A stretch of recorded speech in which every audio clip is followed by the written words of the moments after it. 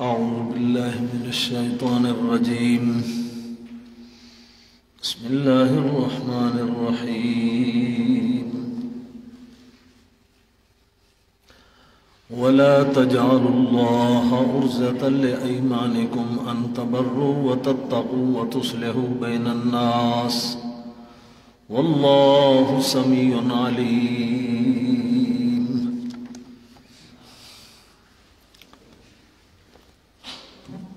مسائل خمسہ ذو جہتین کے ختم ہونے کے بعد اب امور انتظامیہ کو شروع کیا جاتا ہے. درمیان میں چونکہ جہاد کا مضمون چل رہا ہے اور جہاد میں آپس میں نظم و ضبط باقی رکھنے کے لیے امور انتظامیہ بیان کیے جاتے ہیں تاکہ ان پر عمل ہو اور آپس کا افتراق ختم ہو جائے. جہاد اتحاد سے کامیاب ہوتا ہے. اگر آپس کا اتحاد نہیں ہوگا تو جہاد میں ناکامی ہوگی. اور آپس کا اتحاد کن چیزوں سے حاصل ہوتا ہے؟ امور انتظامیہ سے. اب یہاں پر 4 امور انتظامیہ پیش کیے جائیں گے. ایک ایلا، دوسرا طلاق، تیسرا عدت اور چوتھا نکاح. یہ بالترتیب اسی طرح ذکر کیے جائیں گے. سب سے پہلے ایلا ذکر کیا جائے گا. آلا یولی ایلا ان. ایلا کا معنی قسم اٹھانا. قسم اٹھانا لغوی معنی یہ ہے. اور قسم کبھی نیکی کے کام پہ اٹھائی جاتی ہے کہ میں یہ نیکی کا کام کروں گا، اور کبھی کبھی کوئی انسان جہالت کی وجہ سے گناہ کے کام پہ قسم اٹھا لیتا ہے کہ میں فلاں سے بات نہیں کروں گا، حالانکہ مسلمان سے قطع تعلق ہی رکھنا حرام. زیادہ سے زیادہ 3 دن کی گنجائش. حضور نے فرمایا صلی اللہ علیہ وسلم نے، لا یحل لمسلم ان یہجر اخاہ مسلما فوق 3. کسی مسلمان کو جائز نہیں کہ مسلمان سے 3 دن سے زیادہ تعلق توڑ کے رکھے، بات چیت نہ کرے. اگر 3 دن سے زیادہ بات چیت چھوڑے رکھی اور اسی حالت میں مر گیا تو جہنم میں جائے گا. اسی طرح کوئی قسم اٹھائے کہ فلاں اور فلاں 2 آپس میں ناراض ہیں تو میں نے ان کی صلح نہیں کرانی. اب یہ صلح کرانا نیکی ہے تو اس نیکی نہ کرنے پر قسم اٹھا لی، یہ بھی غلط ہے. ایسے کاموں میں بندے کو اپنی قسم کا بہانہ نہیں بنانا چاہیے. کوئی اس کو کہے بھائی فلاں 2 آپس میں ناراض ہیں تم ان کی صلح کرا دو، تو وہ کہے جی میں نے قسم اٹھائی ہوئی ہے کہ میں نے صلح نہیں کرانی. یہ غلط ہے. اللہ کے نام کو یعنی قسم کو اپنی نیکی کی رکاوٹ میں بہانہ نہ بنانا چاہیے، معنی نہیں سمجھنا چاہیے، بلکہ وہ اپنی قسم توڑ دے، صلح کرائے اور جو قسم اٹھائی تھی اس کا کفارہ دے دے. حضور صلی اللہ علیہ وسلم کا عمل بھی اسی طرح احادیث میں ملتا ہے. آپ نے فرمایا کہ جب میں کبھی ایسی کوئی قسم اٹھا لوں، انسان ہے، بشر ہے، اور بشر کے اوپر کبھی کبھی عوارضات بشریہ غالب آ جائیں تو حضور صلی اللہ علیہ وسلم بھی ایسی باتوں پر نیکی نہ کرنے پر قسم اٹھا لیتے تھے، لیکن بعد میں نیکی نہیں چھوڑتے تھے. اس قسم کو توڑتے اور نیکی کا کام ضرور کرتے. اس کی مثالیں ملتی ہیں حدیث کی کتابوں میں، پڑھو گے تو یہاں پر بھی فرمایا وَلَا تَجْعَلُوا اللَّهَ عُرْضَةً لِأَيْمَانِكُمْ. مت بناؤ اللہ کے نام کو مانے اپنی قسموں کے لیے. عرضہ کا معنی کیا کریں گے؟ مانے اور رکاوٹ. یعنی اگر کوئی نیکی کا کام کرنا ہے اور تم غلطی سے قسم اٹھا بیٹھے کہ میں نے یہ نیکی کا کام نہیں کرنا، تو اس نیکی کے کام کرنے میں اللہ کے نام کو رکاوٹ مت بناؤ، وہ نیکی کا کام نہیں چھوڑنا، اور جو قسم اٹھائی تھی اس قسم کا کفارہ دے دینا ہے۔ ان تبرو، نیکی کرنے سے، تتقو یا تقوی کی بات کرنے سے، وتصلحوا بین الناس یا لوگوں کے درمیان صلح کرانے میں۔ اگر تم نے قسم اٹھائی کہ میں نیکی نہیں کروں گا یا تقوی کا کوئی کام ہے وہ نہیں کروں گا یا لوگوں کے درمیان صلح نہیں کراؤں گا، تو ایسی بات میں اللہ کے نام کو مانے نہ بناؤ، قسم کا کفارہ دے دینا لیکن نیکی کے کام نہیں چھوڑنا۔ واللہ سمیع علیم، اللہ تعالیٰ سننے والا جاننے والا ہے۔ پھر قسمیں 3 قسم کی ہوتی ہیں، فقہ میں پڑھ چکے ہووگے یا پڑھو گے، یمین لغو، یمین غموس اور یمین منعقدہ۔ یمین لغو کی 2 تفسیریں آتی ہیں، ایک امام شافعی لیتے ہیں اور ایک امام ابو حنیفہ لیتے ہیں۔ امام شافعی کے ہاں یمین لغو یہ ہوتی ہے کہ کسی بندے کا تقیہ کلام ہو، بات بات پہ قسم اٹھانے کا، دل میں ارادہ نہیں ہے قسم اٹھانے کا، ایسے ہی زبان کے اوپر قسم چڑھی ہوئی ہے اور بات بات پہ قسم اٹھاتا ہے، یہ یمین لغو ہے۔ اس پر گناہ بھی کوئی نہیں تے مالی کفارہ بھی کوئی نہیں، کچھ بھی نہیں۔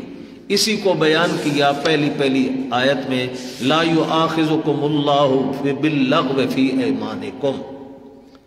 اللہ تعالیٰ لغو قسم کی قسموں کے اندر تمہارا مؤاخذہ، تمہاری پکڑ نہیں کرتے، یعنی نہ ان پر گناہ ہے نہ ان پر مالی کفارہ ہے۔ وَلَٰكِن يُؤَاخِذُكُم بِمَا كَسَبَتْ قُلُوبُكُم، ہاں وہ قسمیں جو تمہارے دل کے ارادے سے اٹھائی گئی، جن کے اندر تمہارے دل نے قسم کیا یعنی کمائی کی، دل کے ارادے سے، عزم سے قسم اٹھائی، تو اس پر مؤاخذہ اللہ کرے گا۔ اچھا، یہ یمین لغو کی پہلی تفسیر میں نے بیان کی۔ دوسری ابو حنیفہ رحمۃ اللہ علیہ کے نزدیک ہے، جو ہم حنفی جس کو معتبر سمجھتے ہیں، وہ کون سی؟ امام صاحب فرماتے ہیں یمین لغو اس کو کہتے ہیں کہ گزشتہ زمانے میں کسی کام کے کرنے یا نہ کرنے کے بارے میں قسم اٹھا دی، لیکن جان بوجھ کے غلط قسم نہیں اٹھائی، اپنے ذہن کے مطابق وہ صحیح قسم اٹھا رہا ہے کہ میں سچی قسم اٹھا رہا ہوں، لیکن حقیقت میں اس کو واقعہ یاد نہیں تھا اور یاد نہ ہونے کی وجہ سے قسم غلط اٹھا بیٹھا، لیکن اس غلطی کرنے میں اس کا ارادہ نہیں بلکہ حقیقت میں اس کو نسیان ہو گیا، اس کو غلطی لگ گئی۔ ایسی یمین کو یمین لغو کہتے ہیں، اور یہ تفسیر حضرت عبداللہ ابن عباس جو مفسر قرآن ہیں صحابہ میں، ان سے بھی یہ منقول ہے، اور حضرت ابراہیم نخعی اور دوسرے فقہا سے بھی منقول ہے۔ اس لیے اس کو ترجیح ہوگی، چونکہ جس بات میں قرآن کی تفسیر ابن عباس سے مل جائے تو وہ اعلیٰ درجے کی تفسیر ہوتی ہے، اور ابن عباس امام ابو حنیفہ کی تائید کرتے ہیں، نہ کہ امام شافعی کی تفسیر۔ سمجھے ہو؟ یہ یمین لغو ہے۔ یمین غموس یہ ہے کہ گزشتہ زمانے میں کوئی بات کی یا کوئی کام کیا اور اب اس کو یاد بھی ہے کہ میں نے ایسا کیا، لیکن قسم اٹھا لے میں نے نہیں کیا، یعنی جھوٹی قسم جس کو ہم کہتے ہیں، اور اس میں اس کو یاد ہونے کے باوجود جھوٹی قسم اٹھاتا ہے، تو ایسی صورت میں کفارہ مالی کوئی نہیں ہے اس کے اوپر، البتہ استغفار کرے، توبہ کرے۔ گناہ کبیرہ میں سے کیا ہے؟ یمین غموس گناہ کبیرہ میں سے ہے، جس کے اوپر بہت کثرت سے توبہ کرنی چاہیے اور گڑ گڑانا چاہیے، رونا چاہیے، کیونکہ اللہ کا نام لے کر اس نے جھوٹ بولا، اللہ کا نام لے کر، اللہ کے نام کو گواہ بنا کر اس نے غلط بات کہی ہے، تو حدیث پاک میں آتا ہے کہ اس کو جہنم کی آگ میں غوطے دیے جائیں۔ غموس غمسہ سے ہے، غمسہ کا معنی غوطہ دینا پانی کے اندر، اور اس کو غموس اس لیے کہتے ہیں کیونکہ ایسی قسم جھوٹی اٹھانے والے کو جہنم میں غوطے دیے جائیں گے. اس پر مالی کفارہ کوئی نہیں. اور تیسری قسم ہے یمین منعقدہ. یمین اس کا تعلق مستقبل سے ہوتا ہے. مستقبل زمانے میں کسی چیز کے بارے میں ہم قسم اٹھائیں کہ میں ایسا کروں گا اور پھر نہیں کیا، یا کہے کہ میں ایسا نہیں کروں گا اور کر لیا، اس کے خلاف کر لیا. اب گویا اس نے قسم کے خلاف کیا، اس پر گناہ بھی ہے اور اس پر مالی کفارہ بھی ہے. اور اس کا بیان 7ویں پارے میں آئے گا. کس میں آئے گا؟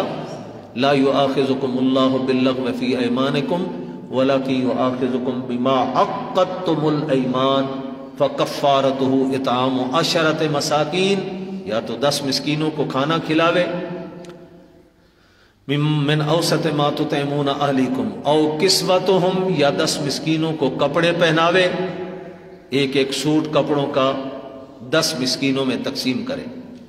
اور تحریر و رقبہ، یا ایک غلام آزاد کرے.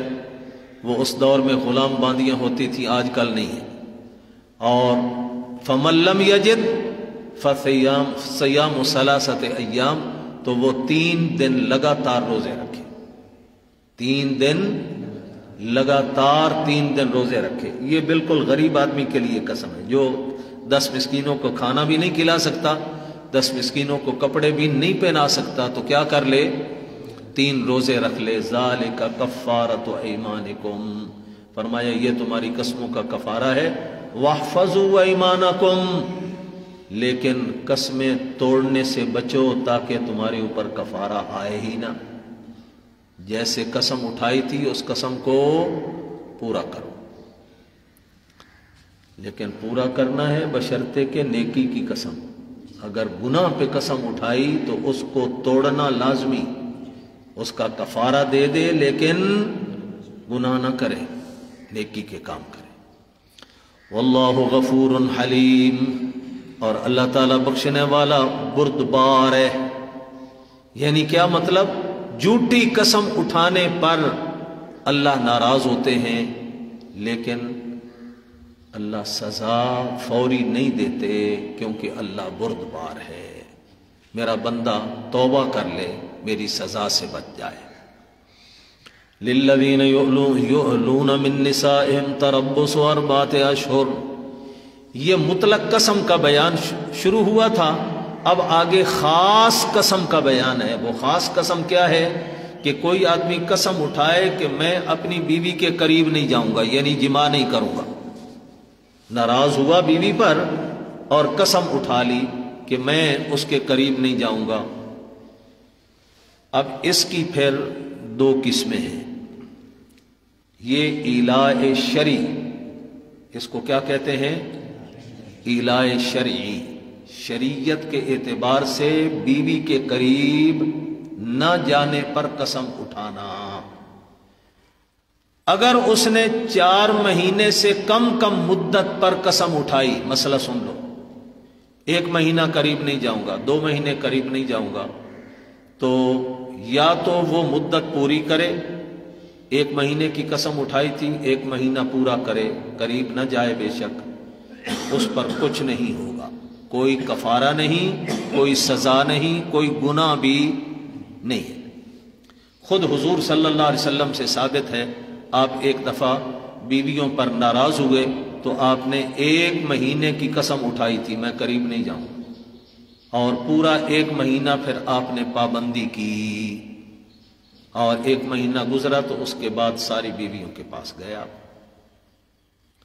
تو یہ جائز ہے. 4 مہینے سے کم مدت میں اگر اس نے قسم اٹھائی ہے تو اگر اس مدت کے اندر قسم توڑ ڈالی، چلا گیا 10 دن کے بعد، 15 دن کے بعد، 20 دن کے بعد قسم اٹھائی تھی مہینے کی، مثلا مثال دے رہا ہوں، تو قسم توڑنے پر اس پر قسم کا کفارہ آئے گا، لیکن کوئی طلاق نہیں واقع ہوگی. اور اگر پورے دن گزار لیتا ہے تو پھر کفارہ بھی کوئی نہیں، تے طلاق بھی کوئی نہیں۔ اگر اس نے 4 مہینے کی قسم اٹھا لی، یہ حکم پہلی شک جو میں نے بیان کی یہ کس کی تھی؟ 4 مہینے سے کم مدت پر وہ قسم اٹھائے، اور اگر 4 مہینے کی قسم اٹھائی کہ 4 مہینے میں تیرے قریب نہیں آؤں گا، اگر 4 مہینے کے اندر وہ قسم کو توڑ دیتا ہے تو قسم کا کفارہ آ جائے گا، طلاق نہیں پڑے گی۔ لیکن اگر اپنی قسم کے مطابق 4 مہینے پورے کر لیے اور بیوی کے قریب نہیں گیا، اب اس صورت میں اس پر ایک طلاق پڑ جائے۔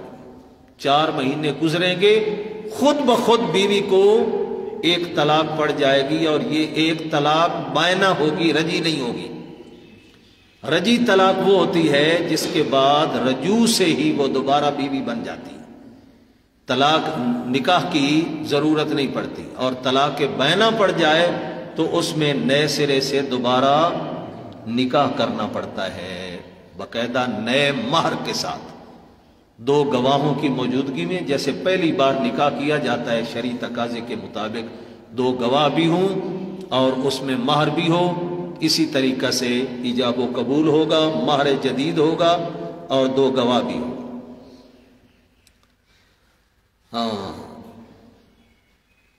اگر کسی نے یہ قسم اٹھا لی کہ میں کبھی بھی تیرے قریب نہیں آؤں گا زندگی بھر، مدت کی تعیین نہیں کی، ہمیشہ کے لیے قسم اٹھا لی، تو اس صورت میں ہر 4 مہینے کے بعد ایک طلاق پڑتی جائے گی، اور گویا پہلے 4 مہینے کے بعد ایک طلاق بائنہ پڑ گئی، پھر دوسرے کے بعد نکاح تو ٹوٹ گیا، پہلے 4 مہینے کے بعد نکاح ٹوٹ گیا، دوسرے مہینے کے بعد دوسری طلاق بائنہ پڑ جائے گی، تیسرے 4 مہینے کے بعد تیسری طلاق بائنہ پڑھ کر وہ مغلظہ ہو کر حرام ہو جائے گی۔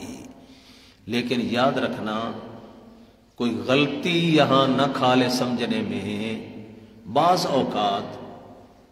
اوقات کوئی آدمی غیر ملک میں چلا جاتا ہے، سال کے بعد آتا ہے، کوئی 2 سال کے بعد آتا ہے، کوئی 3 سال کے بعد، کوئی 5 سال کے بعد واپس وطن لوٹتا ہے، تو اس کی بیوی پر کوئی طلاق نہیں پڑے گی، کیونکہ یہ جو مسئلہ ہے یہ ہے ناراضگی کی وجہ سے وہ قسم اٹھائے کہ میں تیرے قریب نہیں آؤں گا، اور جو قسم نہیں اٹھاتا ویسے غیر ملک میں ہے اور بیوی کے پاس نہیں آ سکتا، چاہے 2 سال 5 سال 10 سال گزر جائیں، 20 سال گزر جائیں، کوئی طلاق نہیں پڑے گی۔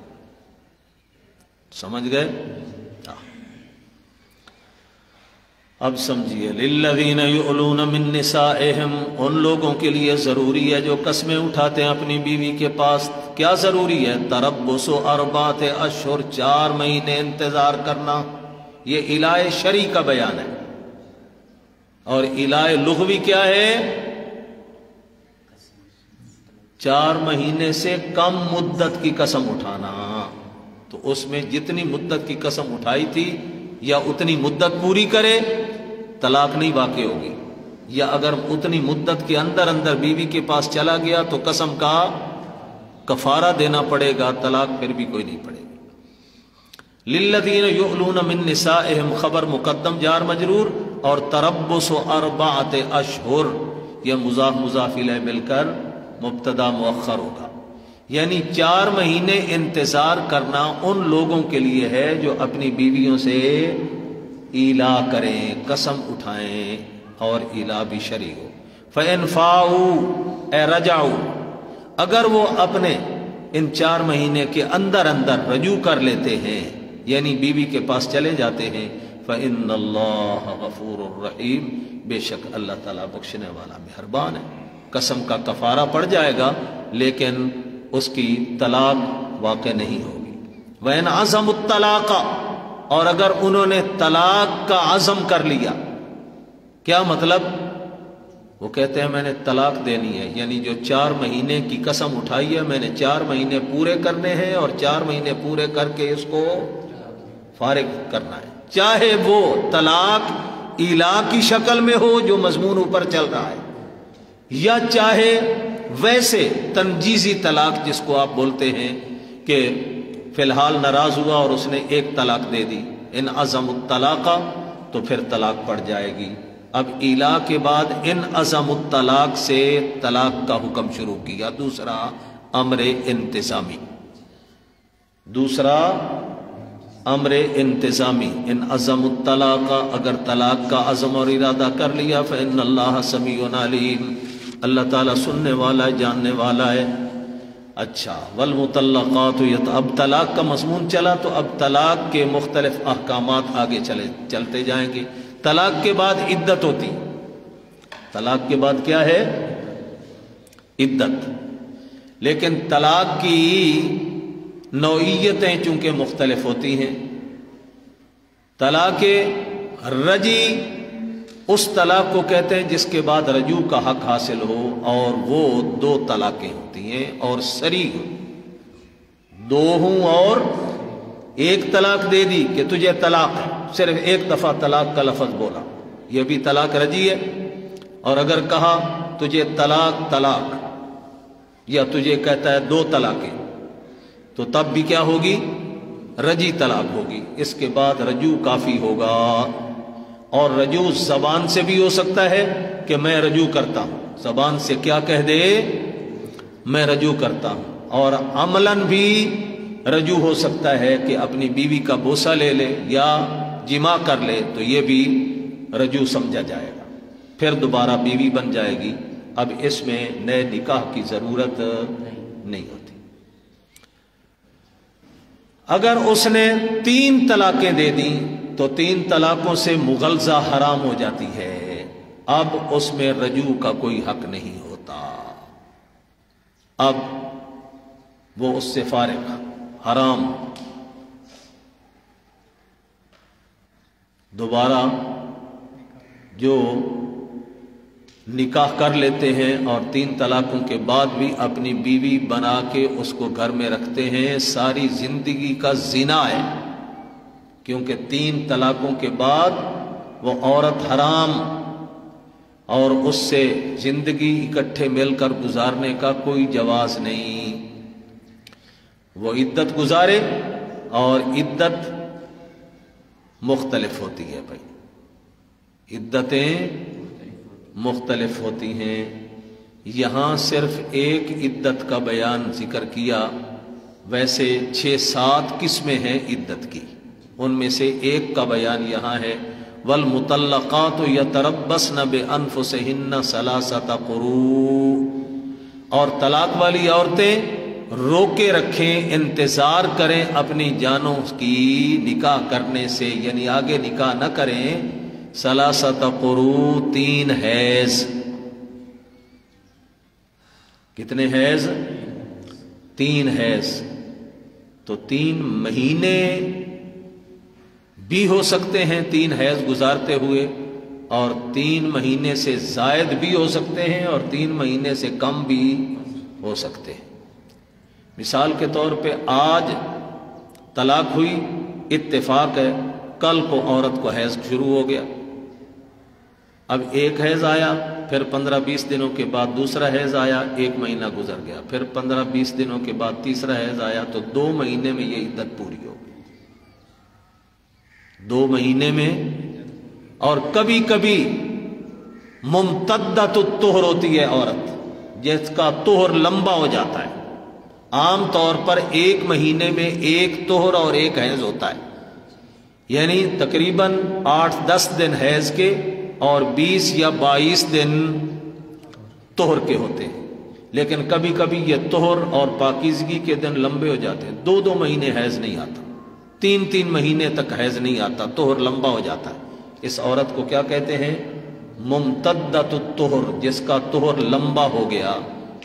اب اگر اس کو حیض آ رہا ہے تو 3 مہینے اس کی عدت نہیں ہوگی، 3 حیض گزارنے ہوں گے، چاہے 6 مہینے لگ جائیں، چاہے سال لگ جائے۔ 4 مہینے کے بعد 1 حیض آیا، 3 مہینے کے بعد 1 حیض آیا، تو اس کو 3 حیض گزارنے ہوں گے۔ 3 قروء، 3 حیض گزارے حیض والی عورت۔ یہ ایک قسم۔ دوسری قسم، اگر وہ عورت اتنی کم عمر ہے کہ ابھی تک اس کو حیض آنا شروع نہیں ہوا، جس کو ہم صغیرہ کہتے ہیں، اگر اس کو ابھی تک حیض آنا شروع ہی نہیں ہوا تو اس کی عدت 3 مہینے۔ اگر کوئی عورت ایسی ہے جس کو حیض آنا بند ہو گیا، بڑی عمر ہونے کی وجہ سے 55-60 سال کے قریب تقریباً عمر ہو جائے عورت کی تو حیض کا آنا بند ہو جاتا ہے، ایسی عورت کو آئسہ کہتے ہیں۔ آئسہ کا معنی نا امید، جو حیض آنے سے نا امید ہو گئی، اس کی عدت بھی 3 مہینے۔ جس کو ابھی تک، توجہ سے سننا، جس کو ابھی تک حیض شروع ہی نہیں ہوا، مثال کے طور پہ 12 یا 13 سال عمر ہے، ابھی تک حیض شروع نہیں ہوا، شادی ہو گئی، پھر طلاق ہو گئی، حیض تو آتا کوئی نہیں، تو اس کی عدت کتنی ہوگی؟ 3 مہینے۔ اور جس کو بڑی عمر کی وجہ سے حیض آنا بند ہو گیا، اس کو طلاق ہو گئی تو اس کی عدت بھی 3 مہینے۔ اور وہ عورت جس کی عمر کے اعتبار سے تو بالغ ہو چکی ہے 15 سال کی، عورت کے لیے، مرد کے لیے عمر کے اعتبار سے بلوغت کتنی ہے؟ 15 سال، لیکن 15 سال کی عمر کے اعتبار سے بالغ ہو چکی ہے، حیض ابھی نہیں آیا، کیونکہ بعض عورتوں کو حیض دیر سے آتا ہے، 16، 17، 18 سال عمر ہو جاتی ہے تب بھی حیض نہیں آتا، کبھی کبھی 20 سال تک پہنچ جاتی ہے تب بھی حیض نہیں آتا۔ تو ایسی عورت جو عمر کے اعتبار سے تو بالغ ہو چکی ہے لیکن حیض ابھی اس کا شروع نہیں ہوا تو اس کی عدت بھی 3 مہینے۔ کتنی قسمیں ہو گئیں؟ 4۔ صغیرہ، حیض ابھی آیا نہیں، اس کی عدت بھی 3 مہینے۔ حیض آنا بڑی عمر ہونے کی وجہ سے بند ہو گیا تو تب بھی 3 مہینے، طلاق والی عدت۔ اور اگر عمر کے اعتبار سے بالغ ہے، حیض شروع نہیں ہوا تو اس کی عدت بھی 3 مہینے۔ 3 مہینے۔ اور چوتھی قسم یہ قرآن والی، جس کو حیض شروع ہو چکا ہے تو اس کی عدت 3 حیض۔ 4 قسمیں ہو گئیں۔ 5ویں قسم، اگر حاملہ ہے اور اس کو طلاق ہو گئی، تو یہ بھی لوگوں کو ایک بڑی عام غلط فہمی ہے، وہ سمجھتے ہیں کہ جب حمل ہو تو طلاق نہیں ہوتی، اس لیے وہ مسئلے پوچھتے ہیں، جی حمل ہے لیکن اس کو طلاق ہو گئی ہے تو طلاق ہوئی ہے کہ کوئی نہیں ہوئی؟ طلاق بہرحال ہو جاتی ہے، حالت حیض میں ہو تب بھی طلاق ہو جاتی ہے، حالت طہر میں ہو تب بھی طلاق ہو جاتی ہے، اور حالت حمل میں ہو تب بھی طلاق ہو جاتی ہے، لیکن عدت میں فرق پڑ جاتا ہے۔ عدت حاملہ کی وضع حمل ہو، بے شک ابھی طلاق ہوئی اور 1 گھنٹے کے بعد اس کا بچہ پیدا ہو گیا، مدت حمل پوری ہو چکی تھی اتفاق سے، 1 گھنٹے کے بعد اس کا بچہ پیدا ہو گیا، عدت ختم۔ اب اسی وقت بے شک کہیں نکاح کرنا چاہے تو نکاح کر سکتی۔ اور اگر ابھی پہلا دوسرا مہینہ ہے حمل کو اور اس کو طلاق ہو گئی ہے تو اب اس کو 7-8 مہینے پوری انتظار کرنی پڑے گی، جب تک اس کا بچہ پیدا نہیں ہوتا اس وقت تک اس کی عدت ختم نہیں ہوگی۔ کتنی قسمیں ہو گئی؟ 5۔ حاملہ کی عدت بتلا رہا ہوں، کتنی ہو گئی؟ 6ٹھی قسم، اگر کسی عورت کا خامد فوت ہو گیا تو اس کی عدت 4 مہینے اور 10 دن ہوتی ہے۔ 4 مہینے 10 دن تک وہ آگے نکاح نہیں کر سکتی، 4 مہینے 10 دن پوری انتظار کرنی پڑے گی۔ یہ مختلف قسمیں تھی بھائی۔ ولا يحل لهن ان يكتمن ما خلق الله في ارحامهن، اور نہیں جائز عورتوں کے لیے کہ وہ چھپائیں، ان یکتمن کتمان سے، کہ وہ چھپائیں، ما خلق اللہ فی ارحامہن، جو کچھ پیدا کیا ہے اللہ نے ان کے رحموں میں، ان کے پیٹوں میں، ان کن یؤمن باللہ والیوم الآخر، اگر وہ اللہ اور آخرت پر پورا پورا ایمان رکھتی ہیں تو ان کو چھپانا نہیں ہوگا۔ تو ما خلق اللہ کا مطلب اما الحمل و اما الدم، یعنی اما الحیض، اگر طلاق کے وقت میں وہ حاملہ ہے، پیٹ میں بچہ ہے، تو وہ بھی صاف ماحول میں بتا دیں اسی وقت کے میں کہ میں حاملہ ہوں، چھپانا نہیں چاہیے ان کو اپنے حمل کو۔ اور اگر وہ حاملہ نہیں ہے تو تب بھی ان کو بتلا دینا چاہیے حیض آنے کے بعد کہ میں حیض، چونکہ جو حیض ہوتا ہے یہ عدم حمل کی دلیل ہوتا ہے، حیض آئے گا تو معلوم ہوگا کہ اس کا پیٹ خالی ہے، حمل سے خالی، اور اگر حاملہ ہوگی تو حیض کا آنا بند ہو جاتا ہے، یہ اللہ کی قدرت ہے، حیض ختم بند ہو جائے گا حمل کے ہونے کی وجہ سے۔ اب فرمایا جب اس کو طلاق ملی ہے تو اس کے پیٹ میں جو کچھ بھی ہے اس کو چھپانا نہیں ہوگا، بلکہ صاف ظاہر کر دینا چاہیے اپنے گھر والوں کے سامنے کہ میں حاملہ ہوں یا حاملہ نہیں ہوں۔ یہ کیوں ظاہر کرنا چاہیے؟ اگر اسی وقت ظاہر نہیں کرے گی اور حاملہ ہے تو کچھ عرصے کے بعد جس وقت حمل بڑھے گا اور بچہ پیدا ہونے کے قریب ہوتا جائے گا تو پھر لوگ بدگمانی کریں گے، اس کے اوپر تہمت کا خطرہ آئے گا کہ یہ اس کا حمل کہاں سے آ گیا، اس نے پہلے بتلایا تو تھا نہیں اس وقت میں، تو معلوم ہوتا ہے کہ اس نے بدکاری کی ہے کہیں۔ اس لیے شریعت نے کہا کہ اپنی عفت اور اپنی عصمت کی حفاظت کرے، اپنے آپ کو بدنامی سے بچائے۔ آج اگر نہیں بتلاتی تو حمل جب ظاہر ہوگا یا بچہ پیدا ہوگا تو لوگ کیا کہیں گے، یہ حمل کہاں سے آیا اس کا، اس نے بتلایا تو تھا نہیں، معلوم ہوتا ہے اس نے بدکاری کی۔ ہاں وَبُعُولَتُهُنَّ أَحَقُّ بِرَدِّهِنَّ، بعولہ بال کی جمع ہے اور بال خامد کو کہتے ہیں۔ بعولتهن، ان عورتوں کے، طلاق والی عورتوں کے خامد، احق بردہن، وہ ان کو واپس لوٹانے کے زیادہ حقدار ہیں، کیونکہ ابھی ایک ہی طلاق کی بات چل رہی ہے نا، ان عزم الطلاق فإن اللہ سمیع علیم، اور ایک طلاق رجی ہوتی ہے، تو جب تک عدت نہیں گزرتی اس وقت تک وہ خامد ان سے رجوع کر سکتے ہیں، اور بجائے کہیں اور نکاح کرنے کے عدت کے اندر خامد ہی زیادہ حقدار ہوتا ہے کہ وہ رجوع کے ذریعے ان کو واپس لوٹائیں۔ بعولتہن احق بردہن، ان کے خامد ان کو واپس اپنی زوجیت میں لانے کے لیے زیادہ حقدار ہیں، زیادہ حق رکھتے ہیں۔ ان ارادو اصلاحا، لیکن یہ اس وقت ہے جب تک کہ ان کا ارادہ اصلاح کا ہو، یعنی صحیح طریقے سے حقوق زوجیت کے ادا کرنے کے ساتھ ساتھ امن و امان کے ساتھ رہنے کا ارادہ ہو۔ لیکن اگر سے محض تکلیف پہنچانا اور اس کو ضرر پہنچانا مقصود ہو تو پھر رجوع نہیں کرنا چاہیے۔ وَلَهُنَّ مِثْلُ الَّذِي عَلَيْهِنَّ بِالْمَعْرُوفِ، اور عورتوں کے لیے بھی ایسے ہی حقوق ہیں جس طرح عورتوں کے اوپر حقوق ہیں۔ لام نفع کے لیے ہوتا ہے، الا ضرر کے لیے ہوتا ہے۔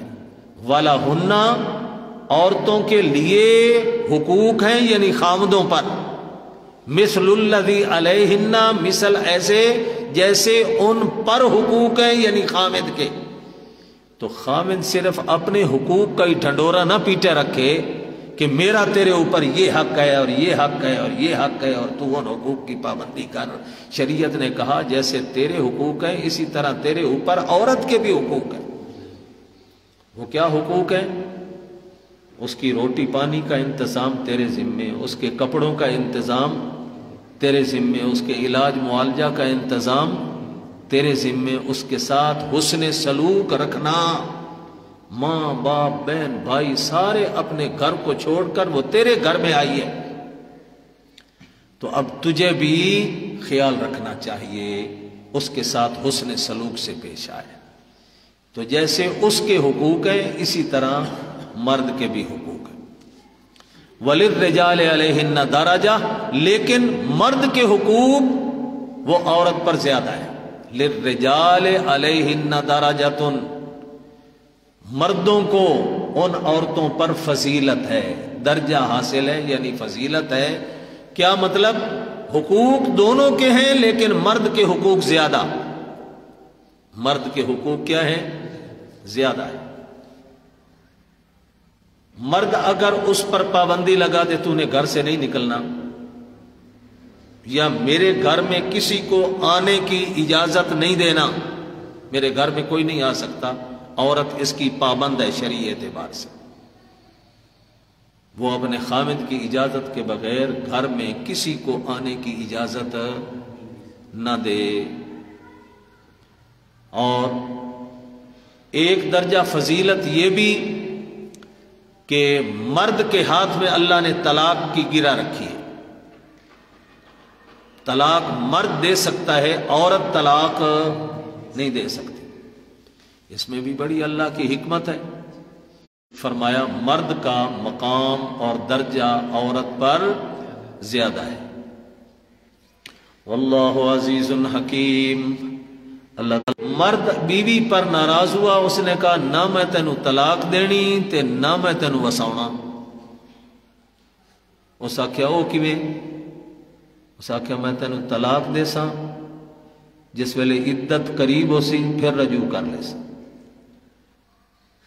پھر طلاق دے سا، پھر 3 مہینے عدت گزرنے کے قریب ہوگی پھر رجوع کر لوں گا، پھر طلاق دوں گا پھر رجوع کروں گا، پھر طلاق دوں گا پھر رجوع کروں گا.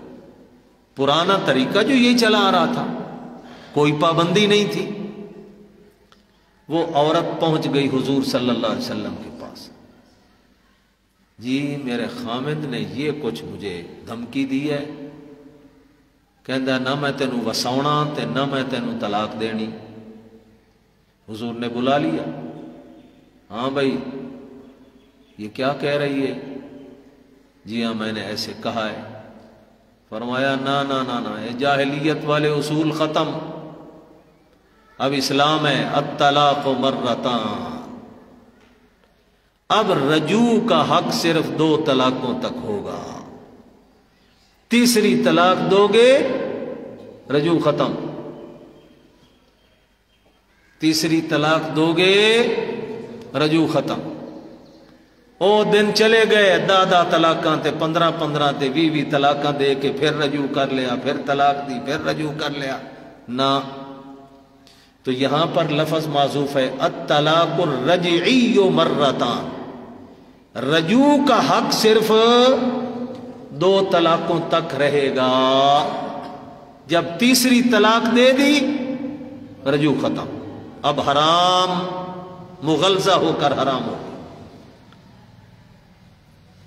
فَإِمْسَاكُمْ بِمَعْرُوفٍ أَوْ تَسْرِيحٌ بِإِحْسَانٍ. 2 طلاقوں تک تو رجوع ہے، یا تو معروف طریقے سے عرف کے مطابق اچھے انداز میں اس کو بند رکھے، یعنی بیوی بنا کے رکھے. اور تسریح بِإِحْسَان، یا اگر نہیں بسانا چاہتا اور اس سے تنگ ہے تو پھر اچھے انداز میں فارغ کر دے. تسریح کا معنی فارغ کرنا. پھر 2 تو پہلے دے چکا ہے، پھر تیسری دے کر اس کو اچھے انداز میں فارغ کر دے. یا یہ بھی مسئلہ سن لو، 1 یا 2 تک چونکہ رجی طلاقیں ہوتی ہیں، اور رجی طلاق میں تیسری نہ بھی دو نا، تو رجی طلاق کے بعد عدت جب وہ پوری گزارے گی تو وہی رجی بائنا بن جائے گی، وہی رجی طلاق بائنا بن جائے گی اور نکاح ختم ہو جائے گا. اب اس کا فائدہ یہ ہوگا کہ اگر تیسری طلاق نہیں دی اور 1 دی تھی یا 2 دی تھی، اور ان 2 کے بعد یا 1 کے بعد اس نے عدت گزار لی، نکاح ختم ہو گیا، اب عورت کے اختیار میں ہوگا اگر کہیں باہر نکاح کرنا چاہتی ہے نکاح ہو سکتا ہے، چونکہ اس سے نکاح ٹوٹ چکا، عدت بھی گزر چکی۔ اور اگر اس کے ساتھ دوبارہ اصلاح والا پہلو نکل آیا، میاں بیوی دونوں آپس میں دوبارہ مل کر زندگی گزارنا چاہتے ہیں، تو اب اس میں حلالے کی ضرورت نہیں ہوگی، بلکہ صرف نکاح کر لیا جائے بس کافی ہے۔ اس لیے اس کو تسریحم بإحسان کہا کہ یہ اچھے انداز میں فارغ کرے، یعنی 2 کے بعد عدت گزار لے وہ عورت، اور جب عدت گزار لے گی تو اچھے طریقے سے فارغ ہوگی، یعنی دوبارہ ملنے کی اور نکاح کی گنجائش باقی ہے، اور کسی اور خامن سے نکاح کرنے کی ضرورت نہیں، جس کو حلالہ کہتے ہیں۔ وَلَا يَحِلُّ لَكُمْ أَن تَأْخُذُوا مِمَّا آتَيْتُمُوهُنَّ شَيْئًا، اور نہیں تمہارے لیے جائز اے خامدو، لکم سے خطاب کس کو ہے؟ خامدوں کو۔ وَلَا يَحِلُّ لَكُمْ اے خامدو، تمہارے لیے جائز نہیں، ان تاخذوا کہ تم واپس لو، مما آتیتموہن شیئا جو کچھ تم مہر کی شکل میں ان کو دے چکے ہو، اب طلاق دینے کے بعد کہو مہر واپس کر، نہ، جو مہر دے چکے ہو وہ واپس لینا تمہارے لیے جائز نہیں ہے۔ ایک طلاق دے کے گھر برباد کیتا اس دا تے دعا مہر بھی واپس لو، نہیں جائز۔ الا ان یخافا اللہ یقیما حدود اللہ، مگر یہ کہ اگر میاں بیوی دونوں خوف کریں کہ اب وہ اکٹھے مل کر زندگی نہیں گزار سکتے، اللہ کی حدوں کو قائم نہیں رکھ سکتے، یعنی ایک دوسرے کا حق ادا، خامند کو بھی خطرہ ہو کہ میں اس کا حق ادا نہیں کر سکوں گا، اتنا توڑ پیدا چکا ہے، اتنے دل دور ہو چکے ہیں کہ اب میاں بیوی بن کر دوبارہ زندگی گزارنا ہمارے لیے مشکل، عورت بھی سمجھے کہ میں اس کے ساتھ زندگی نہیں گزار سکتی اور اللہ کی حدیں قائم نہیں رکھ سکتی، مرد بھی سمجھے کہ میں اب نہیں اس کے ساتھ زندگی گزار سکتا۔ اگر یہ صورت پیدا ہو تو پھر سنو، فَإِنْ خِفْتُمْ أَلَّا يُقِيمَا حُدُودَ اللَّهِ، اگر تمہیں خوف ہو کہ یہاں خفتم کا خطاب حاکموں کو اور قاضیوں کو ہے، فَإِنْ خفتم کا خطاب کس کو ہے؟ اے قاضیوں، اے ججو، فیصلہ کرنے والوں، اگر تم سمجھو اللہ یقیما حدود اللہ کہ وہ دونوں اللہ کی حدیں قائم نہیں رکھ سکیں گے، ایک دوسرے کے حقوق ادا نہیں کر سکیں گے، فلا جناح علیہما، ان خامد بیوی دونوں پر کوئی گناہ نہیں ہوگا، فی مفتدت بہی، اس بات میں جو عورت فدیہ دے دے خامد کو، اور یہ فدیہ کیا ہے؟ یہ مہر، یعنی جو مہر اس نے لیا تھا نکاح کے وقت میں، وہ کہے مہر واپس لے لے، مجھے طلاق دے دے، اس کو خلا کہتے ہیں، اس کو کیا کہتے ہیں؟ خلا۔ لیکن اس خلا میں میاں بیوی دونوں کی رضامندی ضروری ہے، تب اس کو خلا کہتے ہیں، خامد بھی چھوڑنے پر راضی ہو اور عورت بھی اپنے آپ کو چھڑانے پر راضی ہو۔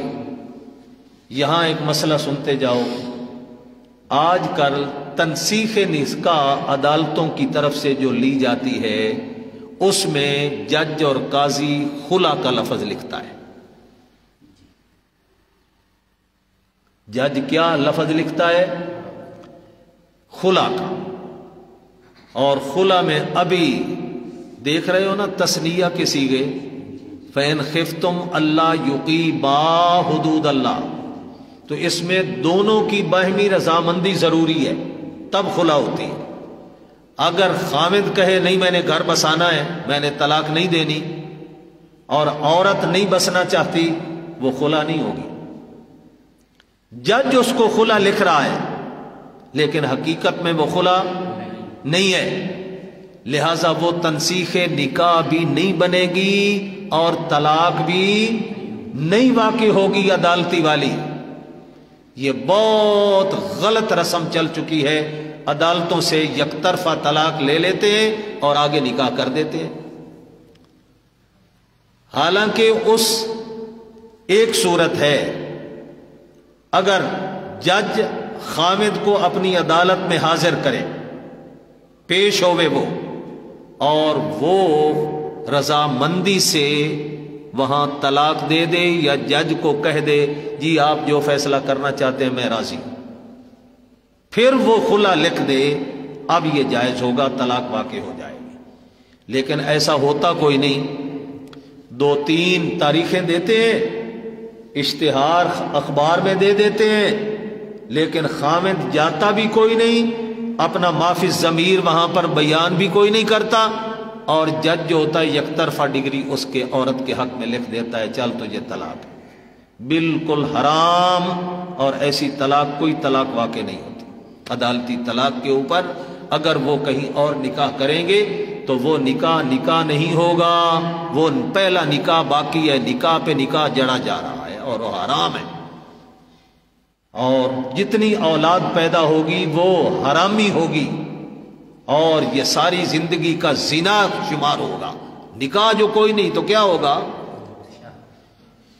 اس لیے کوئی ایسی صورت اس صورت میں نکالی جائے اگر وہ وہاں شادی کرنے پر راضی نہ۔ عام طور پر یہ آج کل بڑے مسائل آتے ہیں ہمارے پاس، بچپن میں کسی عورت کا نکاح، بچی کا نکاح کر کے دے دیا جاتا ہے، اور جب وہ بچی جوان ہوتی ہے تو 8-10 سال تک اس کے بعد کئی حالات بدل جاتے ہیں، اور وہاں پر ان کا ارادہ نہیں ہوتا ماں باپ کا یا بچی کا شادی کرنے پر۔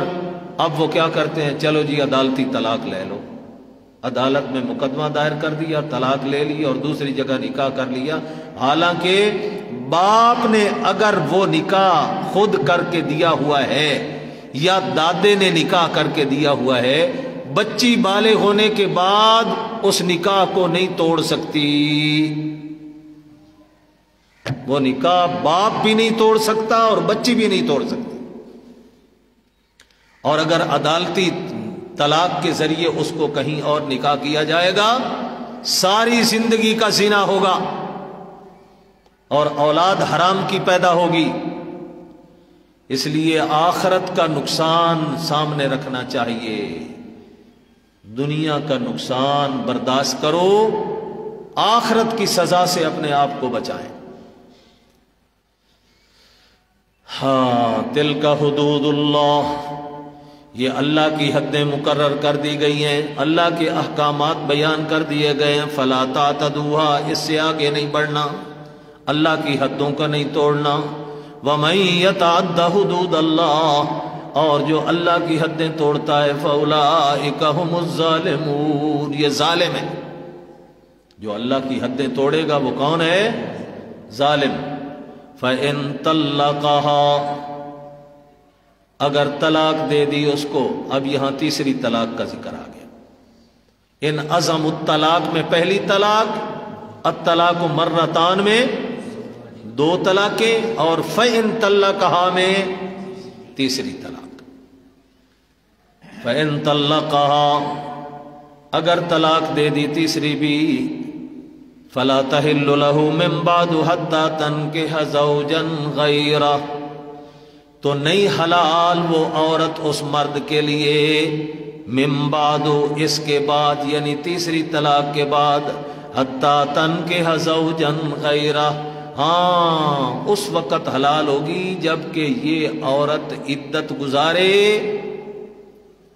پھر اور کسی خامد سے نکاح ہو، پھر وہ طلاق دے، اور طلاق کے بعد عدت گزارے۔ لیکن یاد رکھنا حدیث پاک میں ایک واقعہ موجود ہے، یہاں فَإِن طَلَّقَهَا فَلَا تَحِلُّ لَهُ مِن بَعْدُ حَتَّى تَنكِحَ زَوْجًا غَيْرَهُ، یہاں تک کہ وہ کسی اور خامد سے نکاح کرے، محض ایجاب و قبول والا نکاح کافی نہیں ہوگا، ان خامد اور بیوی کا آپس میں اکٹھے ہونا بھی ضروری ہوگا۔ جی ہاں، صرف اگر ایجاب و قبول نکاح پڑا ہے، اس سے وہ پہلے خامد کے لیے حلال نہیں ہوگی۔ آج کل یہ بھی عام چل رہا ہے، لوگوں کو پتہ نہیں ہے، وہ صرف نکاح کر دیتے ہیں اور سمجھتے ہیں بس نکاح ہو گیا، اس کے بعد اس خامد کو کہتے ہیں طلاق دے دو۔ ایسے طلاق سے کوئی پہلے خاوند کے لیے حلت ثابت نہیں ہوگی، سمجھے ہو؟ ہاں، دوسرے خاوند کے ساتھ اکٹھے ہونا بھی ضروری شرط ہے، اس کے بعد وہ طلاق دے، لیکن یہ پہلے سے طے شدہ مشورے والا نکاح بھی نہیں ہونا چاہیے کہ کچھ دنوں کے بعد تو طلاق دے دے۔ ایسے آدمی پر لعنت، یہ اتفاقاً ان کا آپس میں جھگڑا ہو اور وہاں سے طلاق ہو جائے اور پھر عدت گزارے، پھر عدت بھی گزارے دوسرے خاوند کے نکاح اور طلاق کے بعد، جس طرح پہلے خاوند کی طلاق کے بعد عدت گزاری تھی، دوسرے خاوند کی طلاق کے بعد پھر عدت گزارے گی۔ اس کے بعد اگر پہلے خاوند سے کوئی صلح کی راہ نکلتی ہے تو پھر دوبارہ ان کا نکاح ہو سکتا ہے۔ قرآن نے اسی کو ذکر کیا، فَإِن طَلَّقَهَا، اگر تیسری طلاق دے دی۔ یاد رکھنا یہ اصل میں طلاق کا طریقہ 3 مہینوں میں ہوتا ہے، ہر طہر میں ایک ایک طلاق دی جائے، متفرق طلاق دی جائے، تاکہ مرد کو بھی سوچنے کا موقع مل جائے ان دنوں میں عدت گزرنے تک، اور عورت کو بھی سوچنے کا کچھ موقع مل جائے، جس کی غلطی ہو، قصور ہو، وہ اپنے قصور کو، غلطی کو اتنے دنوں میں دور کرے۔ لیکن 3 مہینے گزرنے کے باوجود کوئی فرق نہیں آیا مزاج میں دونوں کے اندر، تو پھر تیسری طلاق دے کے جان چھڑاؤ۔ ساری زندگی اپنی نہ عورت برباد کرے نہ مرد برباد کرے۔ یہ تو ہے اصل شرعی طریقہ طلاق کا، لیکن ہم اس کو آج چھوڑ بیٹھے۔ تیش غصہ آیا، ناراضگی آئی، اکے مجلس میں ایک ہی دفعہ چل تینوں 3 طلاق، یا یہ جاہل عرضی نویس جو بیٹھے ہوتے ہیں عدالتوں کے اندر، ان کے پاس گئے تو ان جاہلوں کے پاس رٹی رٹائی ایک عبارت ہوتی ہے، وہ لکھ دیتے ہیں کوئی گنجائش ہی۔ مسئلہ پوچھن واسطے بعد مولوی نظر آ گئے، مولوی جی بڑا غصہ سی، اور غصے کے اندر طلاق دے بیٹھا۔ اور بندے دا پتر بھئی یہ سوچ، کیا کوئی محبت اور پیار میں بھی طلاق دیتا ہے؟ تو میں بڑی پیاری لگ دی، میں تینوں طلاق دینا، تیرے نال بڑی مجھے محبت ہے اس لیے میں تجھے، بھئی طلاق تو ہوتی غصے میں، تو سمجھتے ہیں کہ یہ غصے کا لفظ بولیں گے نا تو شاید کوئی گنجائش نکل آئے گی، حالانکہ اکٹھی 3 طلاقیں دو یا الگ الگ لفظوں کے ساتھ 3 طلاقیں دو تو طلاقیں 3 ہی پڑ جاتی ہیں، اس میں کوئی گنجائش باقی نہیں رہتی۔ یہ جاہل غیر مقلدوں کا مسئلہ ہے جو کہتے ہیں 3 ایک ہوتی ہیں، 3 طلاقیں دے دو تو کیا ہوتی ہیں؟ ایک پڑتی ہے۔ واہ، کسی ہوٹل پہ جاؤ 3 روٹیاں کھا کے انہوں نے آکھو میں تو ایک دے پیسے دینے نے، کیوں بھائی؟ وہ 76 لا لے گا تو وہ بھی کہے گا 3 مار کے آکھے گا میں ایک ماریا ہے، تو 3 روٹیاں نو ایک بنانا تے میں 3 چھترا نو، اور پھر وہ کہے گا بھول لگ گئی میں نو، دوبارہ نئے سرے سے پھر 3 لگاتا ہوں، 3 لگا کے پھر کہے گا ایک کویا۔ کیا ڈھونگ رچا رکھا ہے ان لوگوں نے۔ اللہ کے پاک رسول کی حدیث ہے، عبادہ بن صامت کہتے ہیں، دارقطنی کی روایت ہے، میرے چچوں میں سے کسی چچے نے 1000 طلاق دے دی۔ کیا کیا؟ 1000 طلاق دے دی۔ انہوں نے آکھیا جا عبادہ حضور کول پوچھ کوئی گنجائش ہے؟ بسم اللہ۔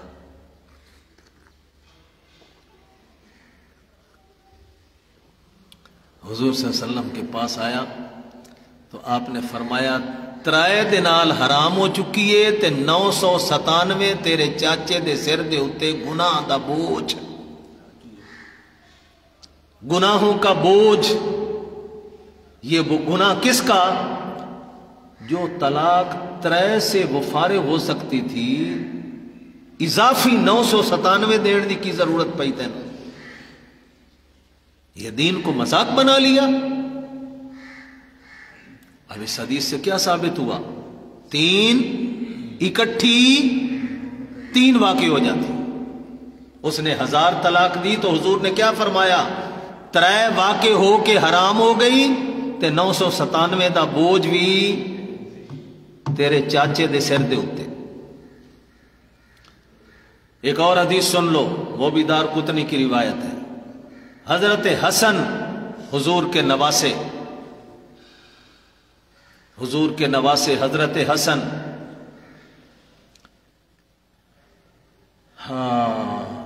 انہوں نے شادی کی اور حضرت علی کی شہادت ہو گئی، یعنی انہ دے سورے دی، اس عورت دے سورے دی۔ حضرت حسن کے باپ علی تھے، اس عورت کا سسر تھا، شہادت ہو گئی۔ لوگوں نے، مہاجرین و انصار نے، مجلس شورا نے حضرت علی کی شہادت کے بعد حضرت حسن کو خلیفہ بنا لیا۔ تو خبر آئی علی کی شہادت کی تو عورت نے خامد حضرت حسن کو خلافت کی مبارک دی۔ لِتَحْنِكَ الْخِلَافَةُ، جناب خلافت مبارک ہوئے، انہاں آکھیا جاتا ہے نو 3 طلاقاں۔ وہ خلافت نے مبارک دین دی پئی ہے، حضرت حسن نے 3 طلاقاں دے دی تھی۔ وہ رونے لگ گئی، بڑی روئی، بڑی روئی۔ لوگاں سفارش کی تھی، جی کچھ گنجائش کر دو، بڑی رو رہی ہے، بڑی پریشان ہے۔ حضرت حسن فرمانے لگے، اللہ کی قسم اگر میں نے اپنے نانا محمد سے یہ بات نہ سنی ہوتی کہ 3 اکٹھیاں دیو تامی 3 وکھریاں وکھریاں دیو تامی 3 ہکے مجلے سے کرو تامی 3 طلاقاں۔ اگر میں نے اپنے نانا سے یہ حدیث نہ سنی ہوتی تو میں ضرور رجوع کر لیتا، 3 نو ایک بنا لیندہ، لیکن میں نے اپنے نانا سے یہ بات خود سن رکھی ہے، گنجائش کوئی نہیں۔ اگر گنجائش ہوتی تو میں ضرور طرز کھاتا اور میں ضرور اس سے رجوع کر لیتا۔ پتہ نہیں ہے جاہلوں کو کہاں سے یہ چور دروازہ ملا، اور وہ چور دروازہ ملا مسلم کی ایک روایت سے، جس کے محدثین نے کئی جوابات دیے ہیں، اور اس کا یہ معنی ہی نہیں کہ 3 ایک بنائی جاتی تھی۔ ابن عباس کی روایت پیش کرتے ہیں کہ حضور کے دور میں بھی 3 کی ایک بنائی جاتی تھی، اور ابو بکر کے دور میں بھی 3 کی ایک بنائی جاتی تھی، اور حضرت عمر نے آ کر یہ کیا کہ 3 کی 3 بنا لی۔ تو 3 کی 3 بنانا یہ عمر کا فیصلہ ہے، یہ حضور کا فیصلہ نہیں۔ ابھی جو 2 حدیثیں میں نے بیان کی ہیں، حضور کا فیصلہ تھا کہ نہیں؟ جھوٹ بولتے ہیں۔ عبادہ بن صامت والا ابھی واقعہ میں نے بیان کیا، آپ نے فرمایا 3 واقع ہو گئیاں حرام تے باقی 997 وہ ان کے اوپر بوجھ ہے، گناہ ہے۔ اللہ اکبر۔ اچھا بھائی، یہ اتنا ہی سمجھو اس مقام پہ یہ مسئلہ۔ ویسے تو بحث چلتی ہے حدیث کی کتابوں میں، یہ مسئلہ ہے تفسیر کا، یہاں پر صرف تفسیر سمجھائی جاتی ہے، زیادہ تفصیلات کا وقت بھی نہیں۔ اچھا جی، وَتِلْكَ حُدُودُ اللَّهِ يُبَيِّنُهَا لِقَوْمٍ يَعْلَمُونَ۔ ہاں، فَإِن طَلَّقَهَا، اگر وہ تیسری طلاق دے دیتا ہے فلا تحل لہ، اب اس کے لیے حلال نہیں رہی، حتی تنکح زوجا غیرہ، یہاں تک کہ وہ اور کسی خامن سے نکاح کرے۔ تو بتلا رہا تھا کہ صرف نکاح کرنا کافی نہیں ہے، بلکہ میاں بیوی کا اکٹھے ہونا، پھر طلاق کے بعد عدت، اور پھر عدت کے بعد پھر پہلے خامن کے پاس آ سکتی ہے اگر آنا چاہے تو۔ فَإِن طَلَّقَهَا، یہ طلقہ کا فاعل غیر ہے، دوسرے خامن جس کے ساتھ نکاح کیا تھا اس عورت نے، اگر اس نے بھی طلاق دے دی،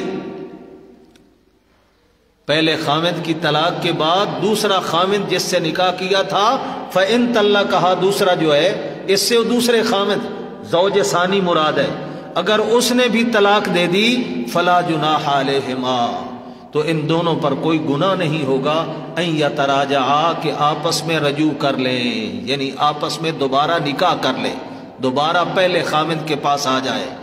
ان ظنا ان یقیما حدود اللہ، اگر دونوں یقین رکھتے ہیں کہ واقعتاً اب ہم اکٹھے طور پر رہ کر اللہ کی حدوں کو قائم رکھیں گے، ایک دوسرے کے حقوق ادا کریں گے، اگر دل میں یہ یقین ہے تو دوبارہ نکاح کے ذریعے اکٹھے ہو سکتے ہیں۔ وَتِلْكَ حُدُودُ اللَّهِ، اور یہ اللہ کی حدیں ہیں، اللہ کے احکامات ہیں، ان کی تعمیل کرو۔ لیکن اللہ نے یہ حدیں کیوں بیان کی؟ يُبَيِّنُهَا لِقَوْمٍ يَعْلَمُونَ، یہ اللہ بیان کرتا ہے اس قوم کے لیے جو جانتے ہوں حدوں کو، تاکہ اس پر پابندی کر سکیں گے۔ وَإِذَا طَلَّقْتُمُ النِّسَاءَ، اور جب تم اپنی عورتوں کو طلاق دے دو، فَبَلَغْنَ أَجَلَهُنَّ، اور وہ اپنی عدت گزرنے کے قریب پہنچ جائیں۔ بلغنا کا معنی یہ نہیں کہ عدت کو پہنچ جائیں، عدت ختم ہو جائے، نہ، بلکہ عدت کے قریب پہنچ جائیں۔ فَأَمْسِكُوهُنَّ بِمَعْرُوفٍ، ابھی عدت ختم نہیں ہوئی تو چاہو تو ان کو واپس بند کر لو، یعنی رجوع کے ذریعے، اور سرحوہن بمعروف، یا ان کو فارغ کر دو احسن طریقے سے کہ وہ عدت گزاریں اور آگے جہاں نکاح کرنے چاہیں نکاح کر لیں۔ ولا تمسکوہن ضرارا، اور اگر رجوع کرنا ہے تو ضرر پہنچانے کے لیے مت ان کو بند کر کے رکھو۔ رجوع کرنا ہے تو اللہ کے احکامات کی پابندی کرتے ہوئے، ان کے حق ادا کرتے ہوئے ان سے رجوع کرو، دوبارہ بیوی بناؤ۔ ضرارن، نقصان اور ضرر پہنچانے کی نیت سے مت رجوع کرو، لتعتدوا، تاکہ تم ان پر زیادتی کرو گے، ایسا نہیں۔ ومن یفعل ذلک، اور جو اس نیت سے دوبارہ رجوع کرتا ہے کہ میں اس کو تنگ کروں گا، اس کو ذلیل کروں گا، فقد ظلم نفسہ، گویا اس نے اپنی جان پہ ظلم کیا، اس نے اپنی جان پہ۔ وَلَا تَتَّخِذُوا آیَاتِ اللَّهِ هُزُوًا، اور اللہ کے احکامات، اللہ کی آیات کا ٹھٹھا مذاق مت بناؤ، بلکہ ان پر عمل کرو۔ وَاذْكُرُوا نِعْمَةَ اللَّهِ عَلَيْكُمْ، یاد کرو اللہ کی نعمتیں جو تمہارے اوپر ہو گئیں۔ وَمَا أَنزَلَ عَلَيْكُمْ مِنَ الْكِتَابِ وَالْحِكْمَةِ، اور جو اللہ تعالیٰ نے تمہارے اوپر کتاب اور حکمت یعنی سنت حضور کی حدیث وہ اتاری۔ یعظکم بہ، اس کے ذریعے اللہ تعالیٰ تمہیں نصیحت کرتا ہے کہ اس کتاب و سنت کی پابندی کرو۔ واتقوا اللہ، اور اللہ سے ڈرتے رہو۔ وَاعْلَمُوا أَنَّ اللَّهَ بِكُلِّ شَيْءٍ عَلِيمٌ، اور جان لو بے شک اللہ تعالیٰ ہر چیز پر قدرت رکھنے والا ہے۔ سبحان ربک رب العزت عما یصفون، وسلام علی المرسلین، الحمد للہ رب العالمین۔ اللہم صلی علی محمد النبی الأمی وعلیہ وصحبہ وبارک وسلم۔ ربنا آتنا فی الدنیا حسنہ وفی الآخرۃ حسنہ وقنا عذاب، ربنا فاغفر لنا ذنوبنا وکفر عنا سیئاتنا وتوفنا، اللهم اغفر لنا قبل الموت وارحمنا عند الموت، ولا تعذبنا بعد الموت، ولا تحاسبنا يوم القيامة، ولا تحاسبنا يوم القيامة، ولا تحاسبنا يوم القيامة۔ صلی اللہ تعالی علی خیر خلقہ محمد وآلہ وصحبہ اجمعین، آمین۔